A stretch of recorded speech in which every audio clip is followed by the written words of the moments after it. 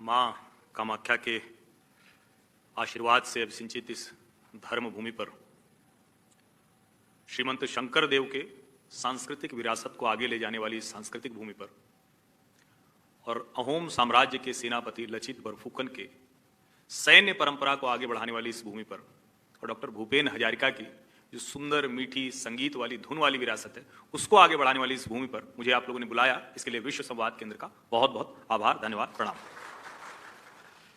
सम्मानित मंच और इस मंच को सम्मानित बनाने वाले सम्मानित श्रोतागण, विश्व संवाद केंद्र लंबे समय से देवर्षि नारद की जयंती मनाता है और उस नाते से बात करता है कि भारत में संचारकों की भूमिका क्या होनी चाहिए।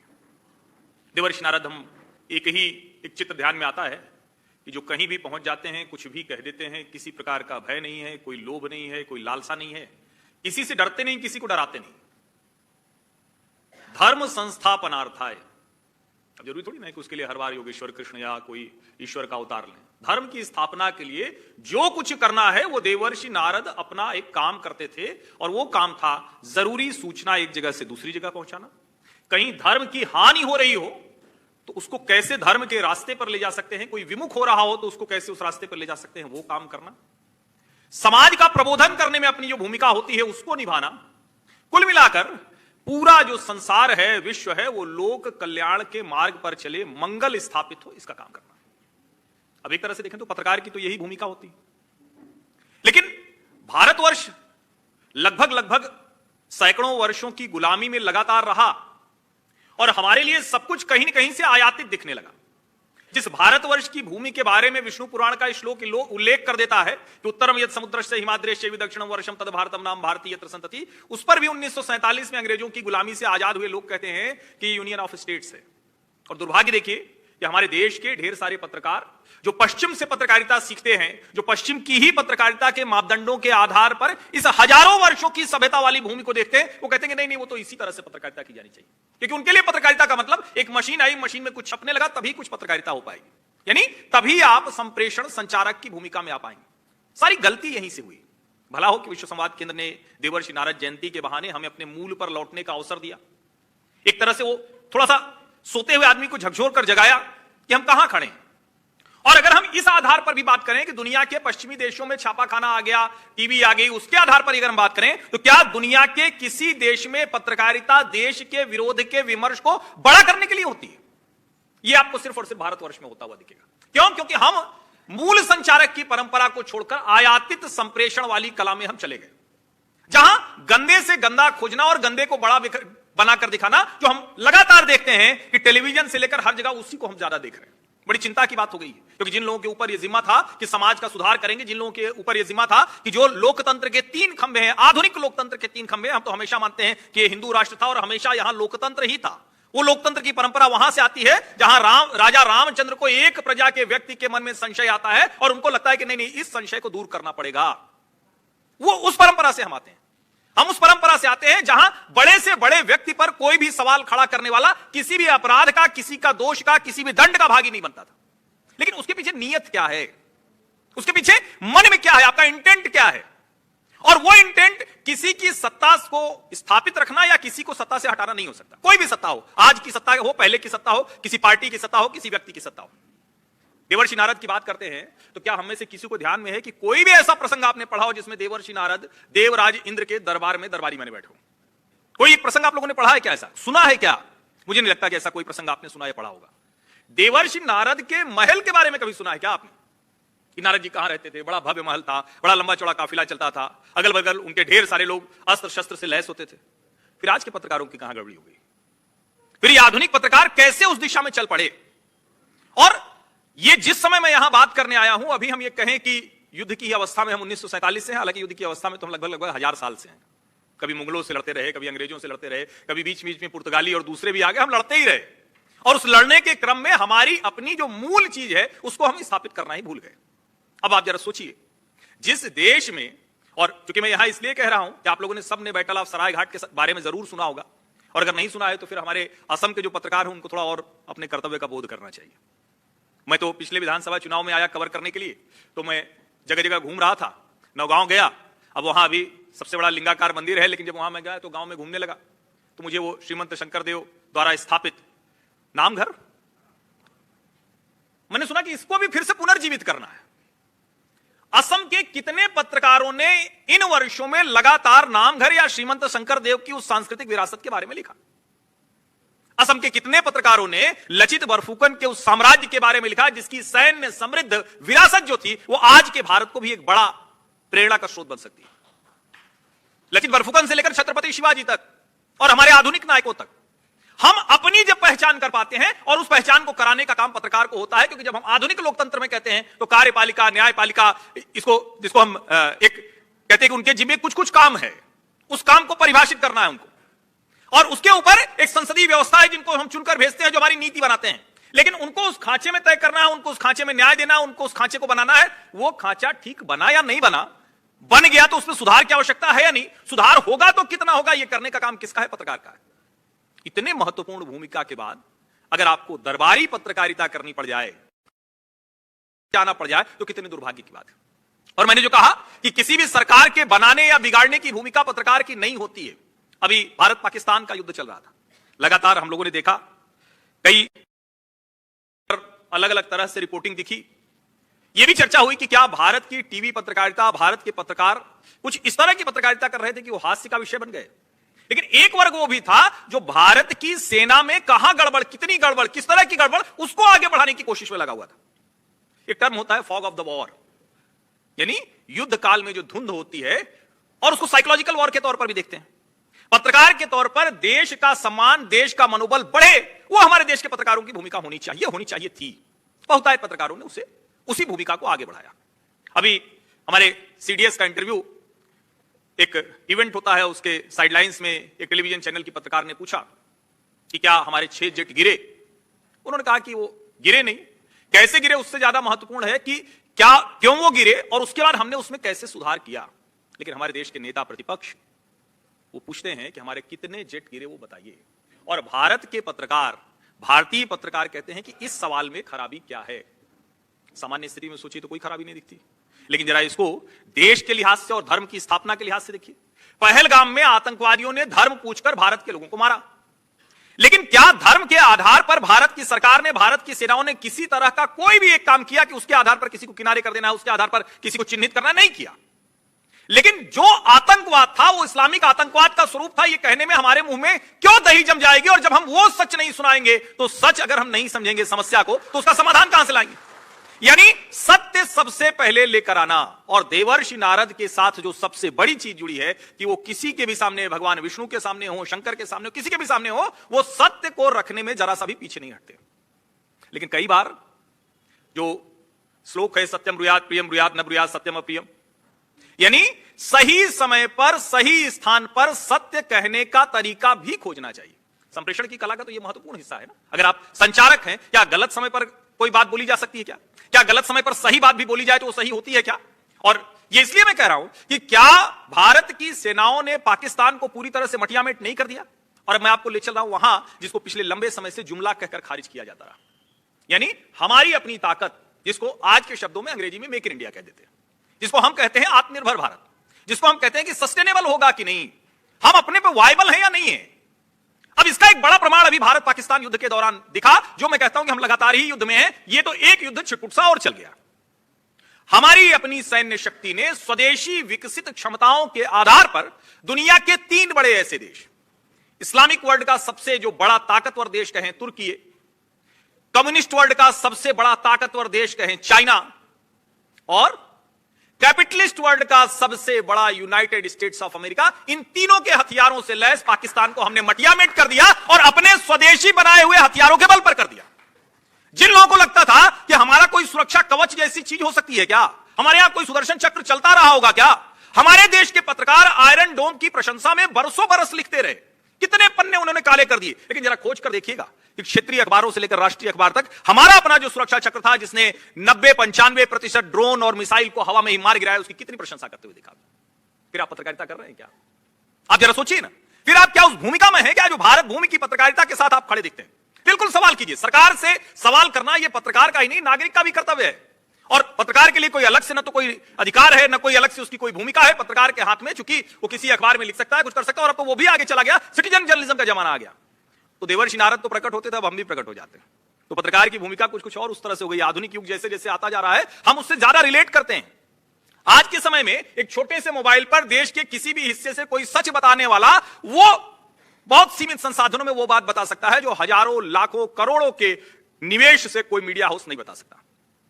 यानी जो पत्रकारिता पर संसाधन वाला दबाव होता था, वो दबाव भी हट गया। फिर भी क्यों बेईमानी कर रहे हो भाई? अब तो धर्म संस्थापनार्थ कर लो। और पाकिस्तान को हमने जो मारा, इसको जरा सोचिए। 9 आतंकवादी ठिकाने ध्वस्त करना, अभी जो दुनिया की रिपोर्ट्स आ रही हैं उसमें लगभग 200 आतंकवादी हमने मार गिराए। ये सवाल फिर भी बना रहेगा कि वो 4 आतंकवादी हत्यारे कहां हैं जिन्होंने पहलगाम में हमारे देश के लोगों को धर्म पूछकर मारा। यह पत्रकारिता का सवाल है। लेकिन वही पत्रकारिता यह बताएगी कि दुनिया के जिन आतंकवादियों पर रोक लगाने के लिए, प्रतिबंध लगाने के लिए यूनाइटेड नेशंस में चाइना वीटो कर देता था और बार बार वो बच जाते थे और पाकिस्तान के किसी गली मोहल्ले, सड़क चौराहे में लंबी लंबी तकरीरें किया करते थे, वो अल्लाह को प्यारे हो गए। ये हमने करके दिखाया। क्या इसकी चर्चा अधिक नहीं होनी चाहिए? क्या हमारी इस क्षमता की, जिसके बारे में हम कहा करते थे कि इजराइल तो दुनिया के किसी हिस्से में अपना दुश्मन घुसता है और उसे मार देता है, हम चर्चा करते थे कि अमेरिका ने 9/11 के बाद खोजा, बरसों बरस खोजता रहा और जब उसे मिला तो एबटाबाद में उसामा बिन लादेन को मार गिराया। हमने भी तो मार गिराया। हमारी पत्रकारिता, हमारे देश के पत्रकारों की क्या यह जिम्मेदारी नहीं बनती है कि उस हमारी जो परंपरा, जो समृद्धि है, जो हम सटीक निशाना, और हम तो वो वाली परंपरा के हैं ना, 4 बांस 24 गंज अंगुल अष्ट प्रमाण, ता ऊपर चौहान है, ता ऊपर सुल्तान है, मच्चू को चौहान। हम कहते थे कि ऐसा संभव ही नहीं, ऐसे कैसे कोई आंख बंद करके और कहीं निशाना लगा देगा। हम कहते थे कि हम तो सुन के भी मार गिराते हैं। हमारी ये परंपरा थी। लेकिन इस परंपरा को, इस देश में जो कम्युनिस्ट आइडियोलॉजी आई और जिसने एक वोक कल्चर क्रिएट किया है, जिससे सिर्फ हम नहीं जूझ रहे हैं, दुनिया का हर देश, हर संस्कृति, हर परंपरा सब जूझ रहे हैं। यानी अगर हम बाएं से चल रहे हैं तो कोई खड़ा होकर नहीं हम उल्टा लौट के आएंगे, क्या कर लोगे? बताओ भाई, एक्सीडेंट हो जाएगा तो हो जाएगा, तो हो जाए। ये होता है वोक होना।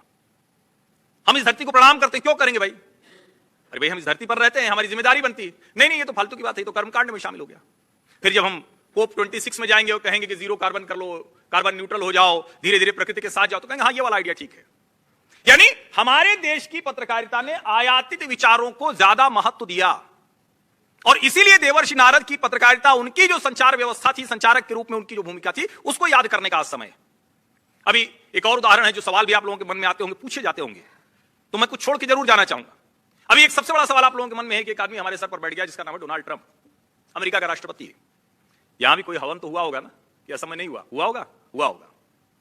अब एक वर्ग आता है और टीवी पर चीखता चिल्लाता है कि अरे देखो, कल तक तो तुम भक्त हवन कर रहे थे डोनाल्ड ट्रंप के लिए, आज वही डोनाल्ड ट्रंप तुम्हें मुसीबत में डाल रहा है, असहज कर रहा है, अपमान कर रहा है, बार बार वो कह रहा है जो संभव नहीं। हमारी सरकार ने कितनी बार कहा, विदेश सचिव पार्लियामेंट्री स्टैंडिंग कमेटी के सामने, विदेश मंत्री की प्रेस वार्ता, इंटरव्यूज, बाकायदा एमईए की प्रेस कॉन्फ्रेंस, प्रधानमंत्री की बात, लेकिन उनकी बात नहीं माननी। डोनाल्ड ट्रंप ने 10 बार कहा, ये गिनती करके बताना है। ये कौन से पत्रकार हैं? ये वो पत्रकार हैं जो कहा करते थे कि अमेरिकी इतिहास में सबसे ज्यादा झूठ बोलने वाला राष्ट्रपति डोनाल्ड ट्रंप हुआ। अब फिर कोई कहेगा कि कल तक तो आप डोनाल्ड ट्रंप को बहुत एकदम सर माथे पर लेकर घूमते थे, आप लोग भी असहज होते होंगे इन सवाल से। उसका जवाब मैं देके जाता हूं, बड़ा जरूरी सा जवाब है। डोनाल्ड ट्रंप को हम जब सर पर लेकर घूम रहे थे, वो भारत की प्रतिष्ठा, भारत की रणनीति, भारत का समर्थक था, और आज जब आप लेकर घूम रहे हैं तो भारत के विरोध के नैरेटिव को मजबूत कर रहा है। बस इतना अंतर है इन भक्तों में और उन दरबारियों गुलामों में, इतना अंतर है। डोनाल्ड ट्रंप को हम भी मान रहे थे, डोनाल्ड ट्रंप को आज आप मान रहे हैं। आप जब मान रहे हैं तो आपको न तो कोई आधार है, न तो आप किसी वजह से मान रहे हैं, आपके मन में एक कुंठा है कि भारत भूमि का विमर्श मजबूत हो रहा है। यानी ये देश जिसकी हजारों वर्षों की सभ्यता संस्कृति है, ये देश जिसकी वजह से आप भी पहचाने जाते हैं। यानी वो पत्रकार जो आज डोनाल्ड ट्रंप को सर माथे पर लेकर घूम रहे हैं, जो वो विपक्षी पार्टियां जो डोनाल्ड ट्रंप के झूठ को लिस्ट किया करती थी, वो तो ये फर्क है। हम कोई भी देश के साथ खड़ा हो, भारत भूमि के साथ खड़ा हो, हम उसके साथ खड़े हो जाएंगे। एक शब्द है धर्म संस्थापनार्थ है, धर्म की स्थापना के लिए हम धर्म के लिए लड़ते हैं, हम कभी किसी के यहां आक्रमण करने जाते नहीं, इतनी सी तो बात है। और उस धर्म संस्थापनार्थाय में हमने किसी को, जिसको कहते हैं ना कि हम तो राजा भरत के देश के लोग, जहां चींटी भी पांव के नीचे आ जाए तो हमें कष्ट हो जाता है। हम तो एक एक चीज का हिसाब किताब चल के आते हैं, कहते हैं कि धरती से हमने जितना लिया, इस जीवन में जितना आया, सब जाते जाते देकर जाना है। और कोई खड़ा हो जाता है, वो कहता है कि नहीं नहीं, इस देश में कैसे हो सकता है। एक शब्द और मैं सुनता हूं, अनेकता में एकता, ये कोई ऐसा कोई अजूबा कॉन्सेप्ट ही नहीं है। अरे 5 उंगलियां अलग अलग है लेकिन मुट्ठी बन जाती है ना, एक बराबर करके मुट्ठी बना के दिखाओ। कॉन्सेप्ट ही गलत है कि सब एक बराबर हो। ये जो सो कॉल्ड इक्वालिटी का नैरेटिव होता है, जो वोक के साथ जुड़ता है, जो कम्युनिस्ट आइडियाज के साथ जुड़ता है, वो खतरनाक है। हमारे देश की संस्कृति बहुत स्पष्ट तौर पर कहती है कि इस भूमि पर जितने लोग आए हैं सबकी भूमिका अलग है, सबके पैमाने अलग हैं, उन पैमानों पर वो सर्वश्रेष्ठ है। और इसीलिए जब हम ये बात कहते हैं तो इसका मतलब क्या हुआ? इसका मतलब ये हुआ कि जो हम कहते हैं कि जहां सुई काम करती है वहां तलवार नहीं काम करती, क्या दोनों का महत्व अलग हो गया? ऐसे ही जब एक दूसरे को सम्मान देने की भावना हमारे मन में आए, और ये पत्रकार के तौर पर भी हम सोचें और नागरिक के तौर पर भी हम सोचें, क्या क्षेत्र, प्रांत, वर्ग, भाषा, लिंग, इन किसी भी आधार पर दूसरे को कमतर समझना या उसका हास्य करना या उसको गलत तरीके से दिखाना, ये किसी भी तरह से ठीक हो सकता है? नहीं ठीक हो सकता है। दुर्भाग्य देखिए कि हमारे देश में जो पत्रकारिता कर रहे हैं वो इन मुद्दों को ऐसे उठाते हैं, और मुझे तो बड़ा आश्चर्य होता है जब कोई भाषा का विवाद कोई करता हुआ दिखता है। जिस देश में कोस कोस पर पानी बदले 4 कोस पर बानी, जिस देश में आप बोलते हुए 10 किलोमीटर निकल गए तो दूसरे वाले को आपकी भाषा से कुछ शब्द मिलेंगे, दूसरा नहीं मिलेगा। इसका मतलब हुआ कि लेने देने का ही तो खेल है भाषा। भाषा तो बताने समझाने का ही खेल है। भाषा मतलब आप अपनी बात कह पाएं। और आज के आधुनिक युग में जो इतनी संपन्न भाषाओं का देश है, उसे तो खुश होना चाहिए। अगर आपके पास अलग अलग तरह की चीजें हैं तो आप तो खुश होते हैं ना। यहां अलग अलग तरह की चीजें हैं तो उसको एक दूसरे के खिलाफ प्रतिद्वंदी के तौर पर, संघर्ष के तौर पर खड़ा करने की रणनीति ये कहां से शुरू हुई? अंग्रेजों के दौर से शुरू हुई। हम आज तक उसको झेल रहे हैं। हमारे देश में क्या नारी को सम्मान दिया जाना ये कोई फोर्सफुल था क्या? कोई दबाव था क्या? नहीं था, क्योंकि हम परिवार की परंपरा में यकीन रखते थे। परिवार की परंपरा में बिना स्त्री के पुरुष अधूरा है, बिना पुरुष के स्त्री अधूरी, और उसी से परिवार चलता है। तो हमें तो एक दूसरे के ऊपर कोई थोपने की जरूरत नहीं थी। लेकिन ये वाला जो आयातित विचार वाला कॉन्सेप्ट आया, उसने एक तरह से ऐसे स्थापित किया कि ना ना, ये तो देखो ये स्त्री के ऊपर पुरुष का दबाव है। उस मनुस्मृति को खोज कर कहीं से कुछ निकाल कर, लेकिन यत्र नारेस्तु पूज्यन्ते रमन्ते तत्र देवता नहीं याद आता है। कमाल की बात तो ये कि एक दिन एक टीवी की बहस में एक पार्टी की प्रवक्ता मुझसे भिड़ गई। जब मैंने कहा तो उसने कहा हाँ ये ठीक बात है, जहां होती है पूजा वहां देवता रमते हैं, लेकिन भारत में तो नहीं होता है, यहां तो सब मनुवाद चलाते हैं। तो मैंने कहा ये किसका श्लोक है, किस ग्रंथ का श्लोक है, कहां लिखा है, ध्यान में है क्या? मैंने कहा खोज के बता दो। टीवी की पूरी डिबेट खत्म हो गई, उसको पता नहीं था कि मनुस्मृति का श्लोक है। यानी हम उन चीजों के बारे में अध्ययन ही नहीं करते जिसकी आलोचना करना शुरू कर देते हैं, या जो हमें सही संदर्भ, सही पर्सपेक्टिव दिखा रहे हैं, हम उसके बारे में भी बात नहीं करते। ये बड़ा महत्वपूर्ण हो जाता है। और अभी भारत में बहुत सी चीजें बदल रही हैं। एक तरह से ट्रांजिशन फेज है, संक्रमण काल है, और इस संक्रमण काल में बहुत सी चीजें सामने आती हैं, बहुत सी चीजें बदलती हुई दिखती हैं। तो लगता है कि कैसे होगा? जैसे उदाहरण के लिए अभी जब भाषा की बात करते हैं तो हर कोई ये कहता है कि बड़ी आसानी से एक बात पकड़ लो। क्या बात पकड़ लो? मातृभाषा बोलो। अब मातृभाषा बोलने से किसी दूसरी भाषा का विरोध कैसे हो सकता है? ये कैसे हो सकता है? ये इसलिए कहा जा रहा है क्योंकि पत्रकारों का एक बड़ा वर्ग, विशेष करके जो इंग्लिश मीडिया है, उसने इस देश में इंग्लिश को स्थापित करने के लिए भारत की भाषाओं को खा जाना तय कर लिया। अब नई राष्ट्रीय शिक्षा नीति आई। नई राष्ट्रीय शिक्षा नीति में इस पर बहुत ध्यान दिया गया है। और इससे सुधर क्या होगा? आज अभी सुनील जी के साथ हम लोग मां कामाख्या का दर्शन करने गए तो एक परिवार मिला, उड़ीसा से हैं, असम से हैं। उनके बच्चे ये दोनों भाषा तो जानते ही जानते हैं, हिंदी भी जानते हैं, स्कूल में अंग्रेजी भी पढ़ लेते हैं। अब वो जो कह रहे थे वो आदर्श उदाहरण है। कोई झगड़े की कोई गुंजाइश नहीं है। जितनी ज्यादा से ज्यादा भाषा आप सीख सकें, समझ सकें, वो अच्छा। और अगर इस देश में कोई विवाद होता तो आदि शंकर केरल से उठते और देश के 4 हिस्सों में मठ स्थापित कर देते। उनको तो केरल के 4 हिस्से खोजने चाहिए थे, मलयालम भाषियों को खोजना चाहिए था, फिर नंबूदिरी ब्राह्मण बद्रीनाथ में क्यों जाता? लेकिन हमारे देश की पत्रकारिता में कभी इस तरह के संदर्भ, कभी इस तरह की चीजें आपके सामने आती है क्या? क्या मां कामाख्या का दर्शन करने जो आता है उसको किसी तरह की भाषा की कोई समस्या कभी हो सकती है क्या? नहीं हो सकती। लेकिन यह विवाद खड़ा करना यह आयातित विचार है। विवाद के आधार पर अपनी श्रेष्ठता सिद्ध करने की कोशिश, यह आयातित विचार है। भारत का विचार क्या है? भारत का विचार यह है संवाद करके, सहज तरीके से, आसानी से स्थापित हो जाने वाला हमारे लिए प्रतिदिन जो जीवन में है वो एक होता है मैन्युफैक्चर्ड, एक होता है नेचुरल। प्राकृतिक तौर पर जीवन पद्धति में बेहतर सुधार करने की प्रक्रिया, परंपरा में जो मददगार हो वो पत्रकार। और जो मैन्युफैक्चर करे प्रतिदिन तो झूठ बोलेगा, वो तो प्रतिदिन खबर गलत दिखाएगा, वो जो सबसे गंदा हिस्सा है उसको सबसे बड़ा करके दिखाएगा। और जब बड़ा करके दिखाएगा तो जाहिर है फिर विवाद होगा, फिर लोगों के मन में क्लेश आएगा, लोगों के मन में गड़बड़ियां आएंगी। और इसीलिए बड़ा आवश्यक है कि ऐसे समय में हम देवर्षि नारद का ध्यान करें। पत्रकार का सत्ता के प्रति अनुराग भी पत्रकारिता को गलत दिशा में ले जा रहा है, जो विशेष करके 1947 के बाद, अंग्रेजों की गुलामी से मुक्त होने के बाद पत्रकारिता में यह दोष आया। हमें कुछ करना है। अब इसका मतलब क्या हुआ कि नेताजी के आसपास पत्रकार लोग न दिखें? ऐसा कतई नहीं है। नारद जी तो हमेशा किसी के भी पास पहुंच जाते थे। इसका मतलब यह हुआ समाज हित में, लोक मंगल के लिए आपको किसी के पास भी जाना है तो अपने अहंकार को किनारे रखकर जाइए, झूठ नहीं बोलना है। असम में हूं तो ये बात करना जरूरी हो जाता है। असम में भी कुछ कैंप बनाने की बात हुई थी, डिटेंशन कैंप बना दिए जाएंगे, कंसंट्रेशन कैंप बना दिए जाएंगे। चाइना ने बनाया तो कोई इस्लामिक कंट्री या मुसलमान कुछ नहीं कर पाया। हमने नहीं बनाया तो भी झूठ थोप दिया गया। और कमाल की बात यह कि ढेर सारे पत्रकारों ने लिखा कि यह सब हो रहा है। नागरिकता कानून अब लागू हो चुका है, ढेर सारे लोगों को नागरिकता मिल चुकी है, जिसका मुसलमानों से लेना देना नहीं। झूठ बोला गया कि ये तो मुसलमानों की नागरिकता छीनने के लिए। कोई बुराई नहीं, कोई भी व्यक्ति राजनीति में जाना चाहे तो जाए, लेकिन एक बार अब जब राजतंत्र, सत्ता तंत्र, दरबार तंत्र का हिस्सा हो गए तो आप सवाल उठाने की नैतिक योग्यता खो देते हैं। देवर्षि नारद तो कभी नहीं गए, इसीलिए उनकी नैतिक योग्यता बनी रही। लेकिन यहां तो कृषि कानून के नाम पर किसानों की भलाई की बात जब होती थी तो कहते थे कि कृषि कानून नहीं है तो किसानों की बर्बादी का है। और एक और बड़े पत्रकार थे, उन्होंने कहा दिल्ली के आईटीओ पर एक नौजवान किसान परिवार का बच्चा वो मर गया। उन्होंने लाइव टेलीविजन चैनल पर झूठ बोल दिया कि उसको दिल्ली पुलिस की गोली ने जीवन उसका ले लिया। झूठ था वो। उसने खुद ट्रैक्टर को फाइटर जेट बना दिया था, लड़ गया, मर गया, जीवन चला गया। परिवार कहां किस अवस्था में होगा सोचिए जरा। जिस देश में किसानों के नाम पर, देश के नागरिकों के नाम पर देश की पत्रकारिता इतना बड़ा झूठ फैला रही हो, उसमें बड़ा जरूरी है कि हर जगह इस तरह के कार्यक्रम हो और देवर्षि नारद को याद किया जाए। लगातार जो झूठ फैलाने की कोशिश हो रही है, ये पत्रकारिता हो सकती है क्या किसी भी स्थिति में? यह सोचने वाली बात है कि क्या हमारे देश के पत्रकार हमारे देश के सुधार में कोई काम कर रहे हैं क्या? अब एक छोटा सा आंकड़ा है जिसको आप सबको जानना चाहिए, और ये जानना इसलिए चाहिए क्योंकि कई बार जब हम कहते हैं कि सुधार कैसे होगा, तो जाहिर है सुधार की जब हम बात करते हैं तो उसमें हमारे जीवन के सुधार की बात होती है। लेकिन जैसे ही कोई कहे कि भाई आपके यहां की सड़क खराब है, तो कहेंगे ठीक है, ये खबर कहां छपेगी, 8वें 9वें नंबर पे इतनी छोटी सी खबर छप जाएगी। और किसी दिन जब कोई बहस होने लगे कि इस्लामिक आतंकवाद आ गया, इस्लामिक आतंकवाद की वजह से इसे मुश्किल हो रही, तो खड़ा होकर कहेगा कि तुम सड़क, बिजली, पानी की बात क्यों नहीं करते? तो बेईमानी नहीं है।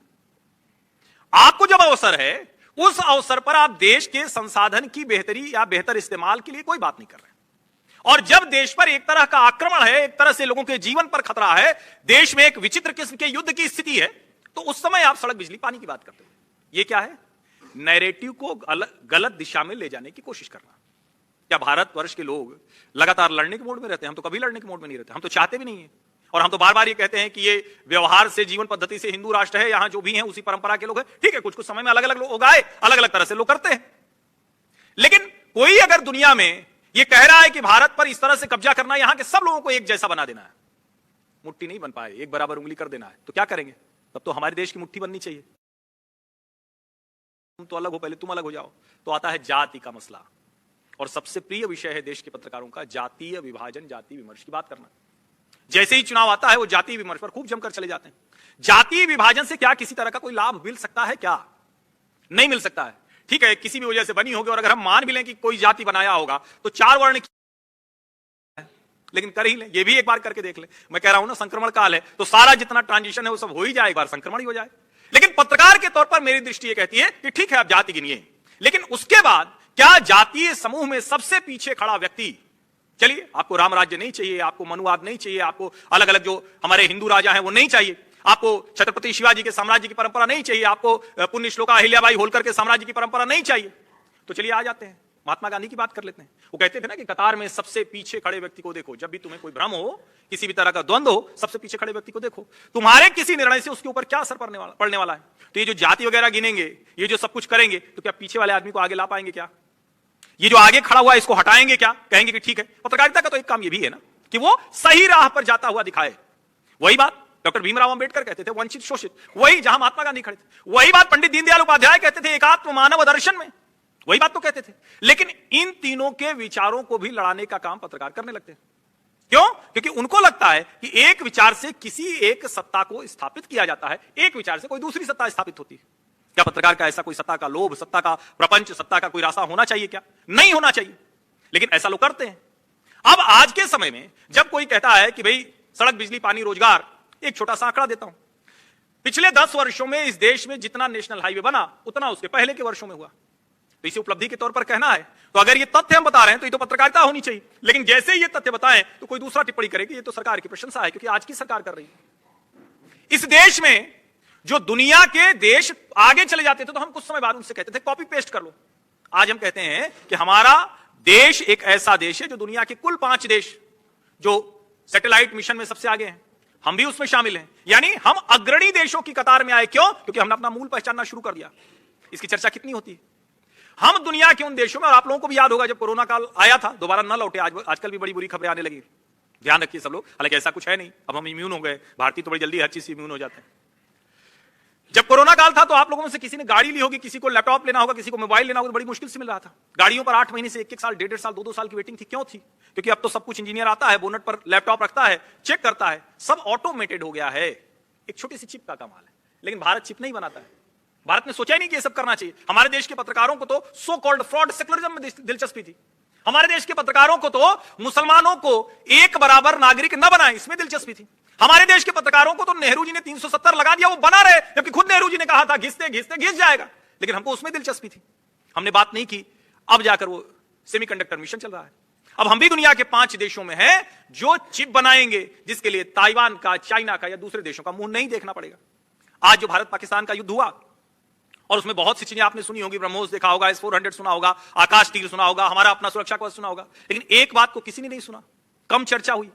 हमारा एक गूगल मैप तैयार हुआ, इसी सरकार में तैयार हुआ, उसका ऐलान भी किया गया था। प्रधानमंत्री नरेंद्र मोदी ने उसके बारे में बात भी की थी। जीपीएस सिस्टम हमारा, यानी यहां से हम चले तो हम तो सब गूगल मैप लगाकर चलते हैं और कहते हैं कि हमारी बड़ी प्राइवेसी होनी चाहिए। देश के बड़े बड़े संस्थानों के लोग प्राइवेसी पर घंटों घंटों डिबेट करते हैं। मैं भी ऐसी कई डिबेट का हिस्सा रहता हूं और मैं उनको कहता हूं कि भैया 24 घंटे में 72 बार तो हमारा मोबाइल फोन हमारा लोकेशन दूसरे को भेज देता है। हम कह रहे हैं कि प्राइवेसी, यानी हम ताला लगा के दरवाजे में जाने की बात कर रहे हैं और दीवार हमारी खुली हुई है, कोई भी घर लूट के लेके चला जाए। जीपीएस का सिस्टम भी आपके हर, इस रूम में इतने लोग बैठे हैं तो कहीं कोई विदेश में कोई सर्वर होगा जो जान रहा होगा इतने लोगों का मोबाइल एक्टिव है, काम कर रहा है। हालांकि इसी मोबाइल ने पिछली बार जब सर्जिकल स्ट्राइक हुई थी तो बताया था कि कौवे और ताड़ नहीं सिर्फ गिरे थे, वहां ढेर सारे लोगों के मोबाइल फोन भी एक्टिव थे। लेकिन इस बार उसकी जरूरत नहीं पड़ी। क्यों जरूरत नहीं पड़ी? क्योंकि जो नाविक जीपीएस है भारत का, जो हम कह रहे हैं कि अंतरिक्ष में हम दुनिया के 5 देशों के बराबर चले गए, वो नाविक सिस्टम एकदम प्रिसीशन के साथ एकदम सटीक लोकेशन हमें भेज रहा था और उसके आधार पर हम उन्हें मार के गिरा भी रहे थे, उसके आधार पर हम उनको हवा में रोक भी रहे थे। इसकी चर्चा कितनी हुई? इसकी चर्चा होनी चाहिए थी ना। भारत के हथियारों ने जो, जिसको हम विदेश से भी जो आयातित हमने किया, उसमें भी जो हमने ट्विकिंग की, उसमें भी जो हमने सुधार किए, जो हम, जिसको हम बार बार कहते हैं कि भारत जुगाड़ टेक्नोलॉजी का देश है। हम तो किसी भी चीज में एक चीज, नई चीज जोड़ देते हैं। हमने उसको ऐसा सुधार कर दिया कि उसकी काट अब दूसरे देशों के पास नहीं दिखी। और मैं बार बार कहता हूं कि भाई कितना भी मजबूत आदमी हो, कमजोर से कमजोर आदमी से लड़े और उसको थोड़ा देशज में कहें तो गधे की तरह भी पीट दे तो 2-4 हाथ दूसरा भी मार ही देगा। क्या आपके घर वाले दोस्त कहते हैं चौराहे पर कि अरे देखो तुम्हें भी 2-4 हाथ लग गया था, या ये कहते हैं कि गजब तुमने उसको पीठ के किनारे कर दिया, आज तक रो रहा है? जो आपका शुभचिंतक होगा वो आपके उस शौर्य, उस पराक्रम, उस गर्व की बात करेगा, गौरव की बात करेगा। और जो आपका शुभचिंतक नहीं होगा तो हमारे नेता प्रतिपक्ष क्या कहते हैं, हमारे कितने जेट गिरे। और कॉम्बैट ऑपरेशंस में कोई जेट गिर जाना, कोई नुकसान हो जाना, ये कोई बड़ी बात होती नहीं है।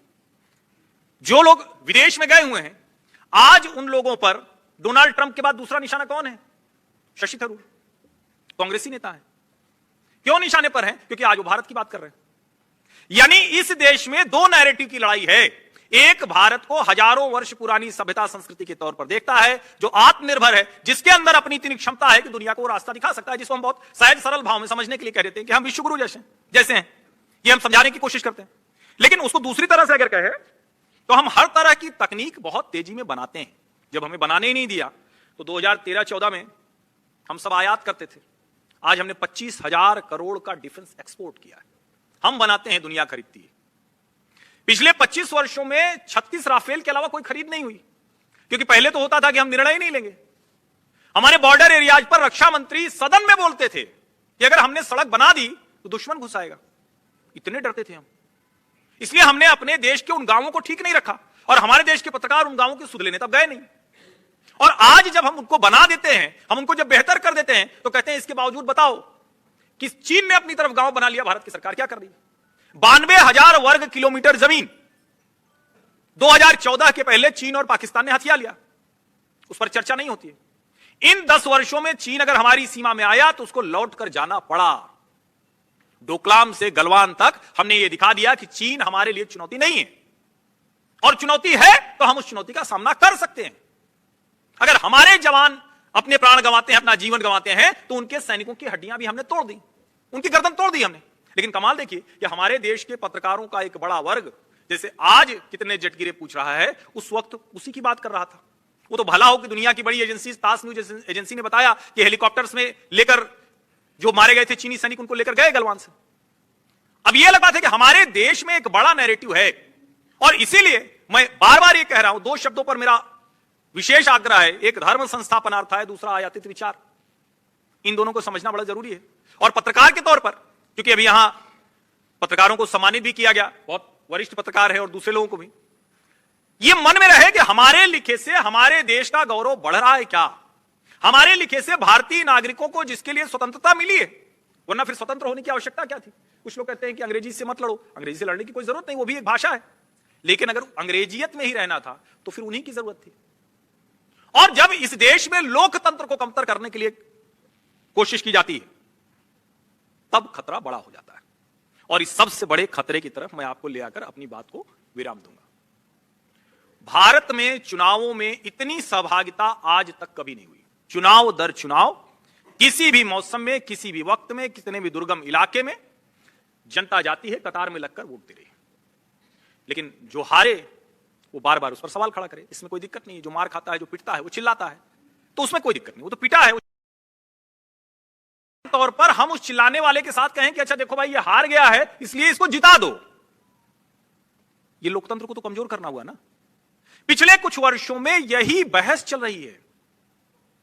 यानी जो आपका वोट है, जो लोकतंत्र में आपका अधिकार है, जिसको संविधान में we the people of India, हम भारत के लोग, जो सर्वशक्तिमान है। कई बार ये बहस चलती है ना कि सर्वोच्च न्यायालय बड़ा कि संसद। मैं कहता हूं कोई नहीं बड़ा, we the people of India, हम भारत के लोग, हम सबसे बड़े हैं। हम ही तो तय करते हैं, हमारे ही आधार पर तो सब चल रहा है। और सर्वोच्च न्यायालय की या न्यायालय की तो भूमिका यही कि संवैधानिक खांचे में गलत या सही उसको बताएगा। संसद भी हम ही तय करते हैं, हम चुनकर भेजते हैं, कहते हैं कि हमारे लिए नीतियां बनाओ। खराब लोगों को भेजते हैं तो खराब नीतियां बनती हैं, अच्छे लोगों को भेजेंगे तो अच्छी नीतियां बनेंगी। लेकिन हमने जिनको चुनकर भेजा, जो चुना नहीं जा सका, यानी जो खोटा सिक्का है, चलन से बाहर हुआ सिक्का है, वो कहे कि नहीं जो चल रहे सिक्के हैं वो तो बेकार है, ये खोटा वाला चलाओ, ये खतरनाक है। और दुर्भाग्य से देश के पत्रकारों का एक बड़ा वर्ग, अब उनको कौन सी इच्छा है, सत्ता की प्राप्ति चाहिए, उनका अपना इकोसिस्टम टूट रहा है, उनकी अपनी कुछ चीजें होती रही होंगी, वो टूट रही है, जो भी हो, लेकिन इसकी तरफ देश के नागरिकों को विशेष करके ध्यान देने की जरूरत है। और ऐसे पत्रकारों को चिन्हित करने की भी आवश्यकता है। और जब मैं चिन्हित कर रहा हूं तो किसी तरह की दूसरे भाव से नहीं कह रहा हूं। चिन्हित करने का सीधा सा मतलब है समाज में उनको यह बताना कि आप समाज का बुरा कर रहे हैं, आप जो कार्य कर रहे हैं वो ठीक नहीं है। उनके ऊपर लानत भेजना, उनको शर्मसार करना, उनको उदाहरण के साथ, तथ्यों के साथ बताना। और राष्ट्रीय विमर्श में फॉग ऑफ द वॉर के समय तो चलो चल जाएगा कि टीवी चैनलों ने इस्लामाबाद, कराची, लाहौर सब पर कब्जा कर लिया। फॉग ऑफ द वॉर था, युद्ध में धुंध का समय था, ठीक है चल जाएगा। लेकिन सामान्य समय में आप लोगों को यह ध्यान रखना है कि पत्रकार तो पत्रकार, जब आप सिटीजन जर्नलिज्म का भी दौर आ गया तो थोड़ी बहुत पत्रकारिता वाली ताकत तो आपके भी हाथ में है। तो आप भी जरा गलत खबरें मत फैलाइए, फेक न्यूज मत भेजिए। आपको अच्छी लग गई इसलिए आपने फेक न्यूज फैला दी, तो अच्छा तो बढ़िया मीठा भी लगता है तो क्या करिएगा, दिन में 5-6 बार खाइएगा, शुगर के मरीज बनिएगा। अच्छा तो ज्यादा देर तक सोना लगता है, क्या करिएगा, शरीर दर्द से परेशान हो जाइएगा। नियंत्रण में रहना स्वस्थ जीवन ही नहीं, स्वस्थ समाज और स्वस्थ देश के लिए भी आवश्यक है। और वो नियंत्रण किसका होता है? वो नियंत्रण अलग अलग तरीके से, नियंत्रण के लिए हम संस्थाएं बनाते हैं, लेकिन उस सब के ऊपर होता है स्वनियंत्रण, जिसको हम कहते हैं। हालांकि पत्रकारिता के संदर्भ में स्वनियंत्रण का बड़ा दुरुपयोग हुआ है। स्वनियंत्रण कह के उन्होंने कोई नियंत्रण किया नहीं, मैं भी उसी का हिस्सा, मैं भी उसी पत्रकारिता का हिस्सा। फेक न्यूज आज के समय में एक बड़ा खतरा है, लेकिन उससे आगे का एक बड़ा खतरा हो गया है, वो है फैक्ट चेकिंग। क्योंकि फैक्ट पुटिंग नहीं करनी है, फैक्ट चेकिंग करनी है। इसका मतलब फेक न्यूज फैलाकर एक एजेंडे के तहत फैक्ट चेकिंग करनी है। अभी दुधारी तलवार हो गया, जो पत्रकार नहीं है वो ये काम ज्यादा कर रहे हैं क्योंकि वो किसी एजेंडे से प्रेरित है। और मुझे लगता है कि जब हम ऐसे आयोजनों में देवर्षि नारद को ध्यान रखते हैं, ध्यान करते हैं, उनकी बात करते हैं, तो फिर यह भी ध्यान में रखना पड़ेगा कि बिना किसी मोह माया लोभ लिप्सा के समाज के भले के लिए जो काम करता है वही संचारक, वही कम्युनिकेटर। कम्युनिकेशन का प्रभाव समाज के लिए भले के लिए हो, कम्युनिकेशन का प्रभाव मंत्री जी से अपने घर के लिए कुछ कराने के लिए नहीं हो, सरकार से अपने लिए कुछ लेने के लिए नहीं हो। और जो पत्रकारों के चरित्र को लेकर भी आजकल कई सवाल, बड़े सवाल उठते हैं, मुझे लगता है कि यह भी एक महत्वपूर्ण है कि जब आपका स्वयं का चरित्र मजबूत नहीं रहेगा तो आप दूसरे को भला कैसे कह पाएंगे। वैसे तो देवर्षि नारद पर बहुत कुछ शुरुआती वक्तव्यों में कहा गया है, लेकिन फिर भी राजा उग्रसेन ने भगवान श्री कृष्ण से पूछा तो उन्होंने क्या कहा था? उन्होंने कहा, प्रेमहीनता, क्रोध, चपलता और भय जैसे दोष कभी देखने में नहीं आते। कभी अपनी प्रशंसा नहीं करता, दूसरों से ईर्ष्या नहीं करता, पढ़ता लिखता है ना, वेदों का ज्ञाता है। तो आज के संदर्भ में कहें तो पढ़ना लिखना, आज का पत्रकार पढ़ता लिखता ही नहीं, सुबह से निकला रात तक लौटा, दूसरे का पढ़ा, दूसरे का देखा, दूसरे का बताया, आपको बता दिया। यानी मूल कुछ है नहीं तो आपको देने की स्थिति में कहां से आएगा? बड़ा सामान्य से कहा जाता है ना कि सुनो पढ़ो ज्यादा तब बोलो, तब तो कुछ दे पाओगे, वरना सिर्फ बोल ही रहे हो तो फिर कहां कर पाओगे। ये जो कॉपी पेस्ट जर्नलिज्म है, ये पत्रकारिता नहीं हो सकती। कॉपी पेस्ट करिए जहां जरूरत है, कंप्यूटर है, लैपटॉप है, आज का समय है तो कॉपी पेस्ट होगा, लेकिन अगर कंट्रोल सी कंट्रोल वी पर ही चल रहा है तो फिर तो ये नहीं चल सकता है। एक और खतरनाक बात होती है कि हम दूसरे की बातों का, उसकी कमजोरी का उपयोग गलत तरीके से पत्रकारिता में करते हैं। हाल ये हो गया है कि कोई पत्रकार अगर मोबाइल लेके जाता है तो बाहर रखवा दिया जाता है, ओएसडी के कमरे के बाहर, एपीएस के कमरे के बाहर कर दिया जाता है। क्यों? क्योंकि सबको डर लगता है कि पत्रकार मतलब हमारे किसी निजी क्षण का, निजी बात का दुरुपयोग कर लेगा। क्या ये होना चाहिए? क्या आप तो जिससे मिले उसको भरोसा होना चाहिए कि जब हम कुछ करेंगे और अगर सचमुच देश समाज के खिलाफ कोई सरकार कर रही, कोई मंत्री कर रहा है, कोई नेता कर रहा है, किसी का स्टिंग करके उसको चला देना, ये कहां से पत्रकारिता होगी? है कोई अपराधी है, कोई गलत काम कर रहा है, कहीं कोई भ्रष्टाचार है, खूब स्टिंग करिए, लेकिन किसी ऐसी बात का उपयोग करके आप अपनी टीआरपी बढ़ा लें, निजी एक कहीं लाभ मिल जाए, आज के समय में जिसको कहते हैं रिपोस्ट, लाइक, व्यूज, उस तरफ चले जाए, वो कहां से ठीक है? ये जरा सोचने की बात है। और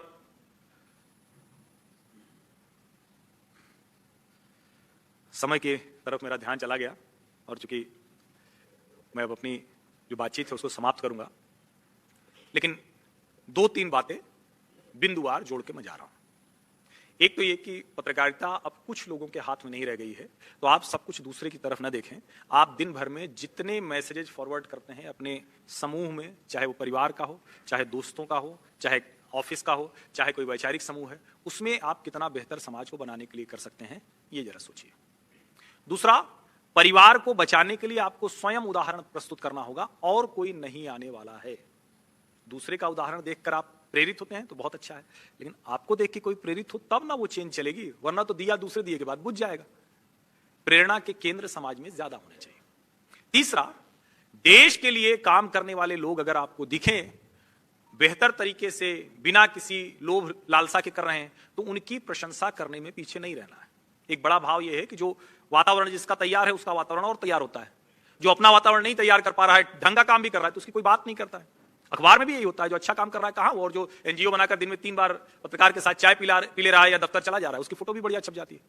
तो उसको बढ़ाना है, यानी जो सद्गुण है, जो समाज को, जीवन को बेहतर करने वाली चीज है, उसमें हमारा आपका भी योगदान होना चाहिए। और पिछले कुछ समय से मैं लगातार ये कह रहा हूं, democratisation of society and democratisation of media, यानी समाज और मीडिया के लोकतांत्रिकरण का समय है। जैसे किसी पत्रकार को विशेषाधिकार नहीं होते, वैसे ही हर नागरिक पत्रकार की तरह व्यवहार कर सकता है। इतने संसाधन, इतनी सुविधा आधुनिक तकनीकी ने ये सब कर दिया है, हम उसका इस्तेमाल कैसे कर रहे हैं ये देखने वाली बात है। अगर हम उसका सही इस्तेमाल करेंगे तो शायद वो जो पत्रकारिता की संस्था है, जिस मूल विचार, जिस भारतीय विचार की बात हम करते हैं, उस तरफ भी हम आगे बढ़ पाएंगे और समाज को सशक्त, बेहतर बना पाएंगे। और विश्वगुरु हंसने की बात नहीं होगी, जुमले की बात नहीं होगी, मजाक की बात नहीं होगी, हम वो करके दिखाएंगे। भारत पाकिस्तान युद्ध के समय हमने करके दिखाया, एक एक क्षेत्र में हम जिस तरह से अग्रणी होते जा रहे हैं वो हमने करके दिखाया। बहुत कुछ करना बाकी है, लेकिन सिर्फ और सिर्फ इसलिए कि फलाना अखबार, फलाना टीवी चैनल, फलाना पत्रकार कुछ कर रहा है उसके लिए हम करें। और अच्छा देखिए, आप लोग बहुत खराब देखते हैं, जितना बेवकूफी की बातें हैं, जितना ऊट पटांग यूट्यूब पर चलता है, उसको आप लोग जमकर देखते हैं। जो दिन में 3 बार सरकार गिराता है उसको और देखते हैं, उसको गाली देने जाते हैं, तो ये भी जान लीजिए कि ये वो वाला मीडिया नहीं है कि आप किसी को गलत कहेंगे तो समाज से बहिष्कृत हो जाएगा। उसको आप जितनी गाली देंगे, वो तो मशीन है, वो काउंट कर रही है कि इतने लोग आए। तो गालियां भी इस वक्त किसी के लिए लाभ, कमाई का जरिया बन रही है, आगे बढ़ने का जरिया बन रही है। ये भी आपको ध्यान रखने की जरूरत है। बहुत बहुत धन्यवाद।